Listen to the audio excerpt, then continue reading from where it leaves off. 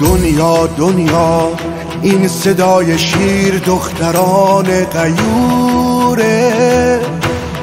دنیا دنیا این صدای بچه های سرزمین نوره.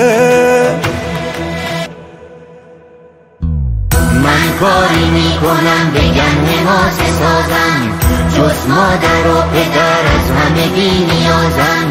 ایرانی جماعت باخت نمیده هیچ وقت، ممکن نیست که به بازی دنیا ببازم.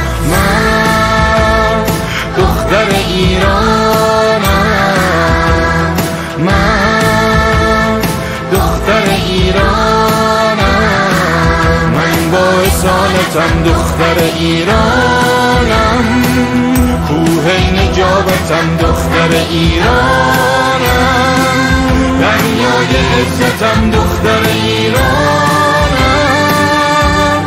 دختر ایرانم.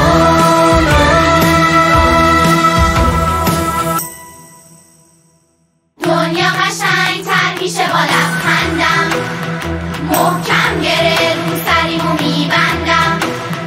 کار بزرگی روی شونه منه، من محور خانواده آیندم. الگوی ما بهترین خانوم دنیاست، الگوی ما فقط حضرت زهراست. یه خانومی مثل حضرت معصوم سلام الله علیها، فقط حضرت زهرا.